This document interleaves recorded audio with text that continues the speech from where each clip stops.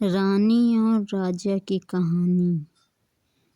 हम सुनाते हैं आपको एक खूबसूरत रानी और एक राजा की कहानी, जो इन दोनों की प्रेम कहानी मशहूर है। एक राज्य में एक रानी रहती थी।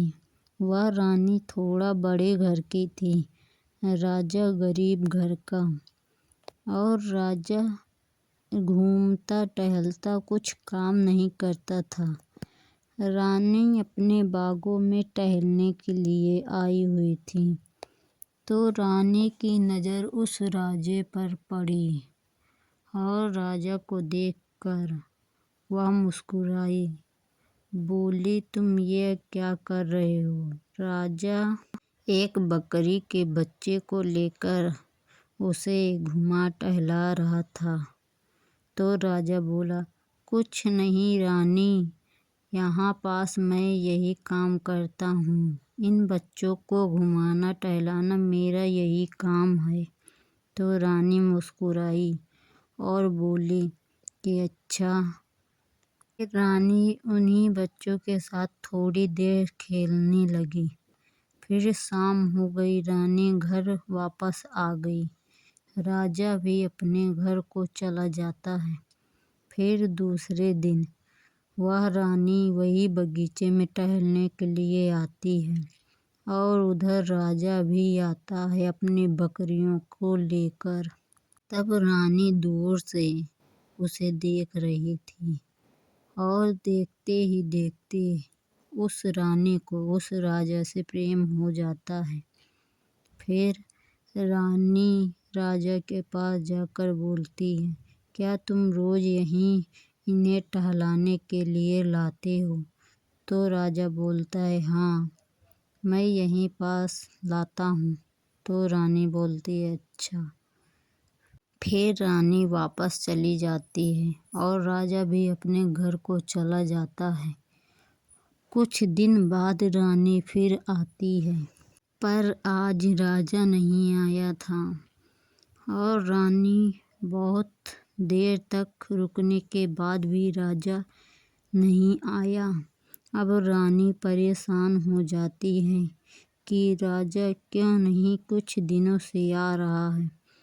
अब यह सोचकर फिर उसे शाम हो जाती है। फिर रानी घर को वापस चली जाती है। जब अगले दिन फिर रानी आती है, आज भी राजा नहीं आया। रानी के मन में एक अजीब सी बेचैनी होती है। रानी सोचती है, क्या मैंने कुछ गलत कहा? फिर रानी यह सोचते सोचते शाम हो जाती है। फिर रानी घर को वापस चली जाती है। अब तीसरा दिन था। रानी जब वह जंगल में आती है तो आज राजा बकरी लेकर आ ही रहा था। तभी रास्ते में रानी मिल जाती है। रानी बोलती है कि तुम 2-3 दिन से आ क्यों नहीं रहे हो? तो राजा जवाब देता है, रानी, मेरे माँ की तबीयत अचानक खराब हो गई थी, इसीलिए 2-3 दिन से नहीं आ रहा हूँ। अब मेरे माँ की तबीयत पहले से बेहतर है, इसीलिए मैं आज बकरियाँ लेकर आया हूँ। पर रानी, तुम मेरे लिए इतना विचित्र क्यों हो रही थी?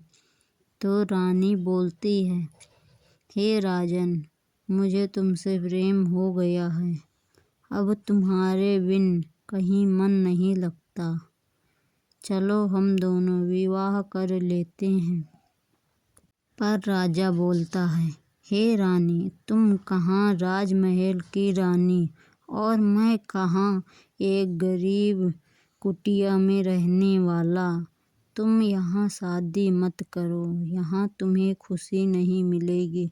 वहाँ राज के महल के सुख आराम नहीं मिलेंगे।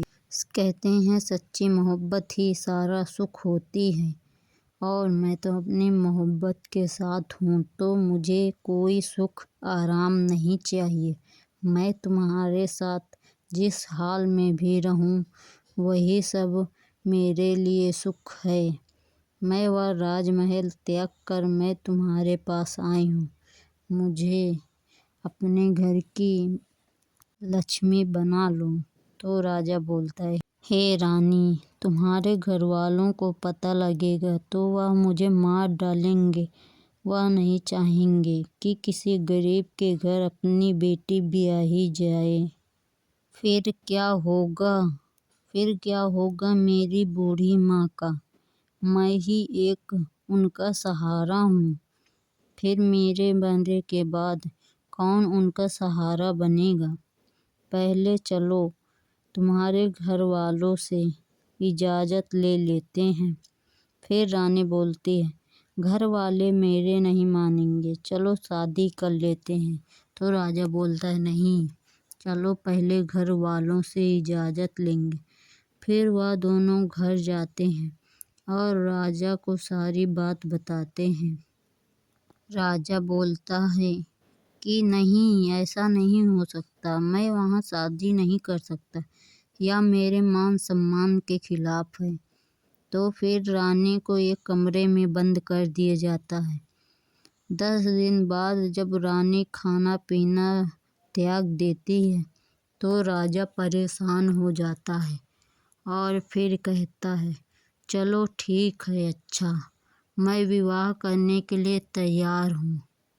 फिर उस राजा ने अपनी बेटी की शादी बड़े धूमधाम से उसके साथ कर दी और फिर वह दोनों खुशी से रहने लगे और अपना सारा राजपाट भी उन दोनों के सौंप दिया और वह खुशी से दोनों रहने लगे। वह राज में सुख समृद्धि फैल गई।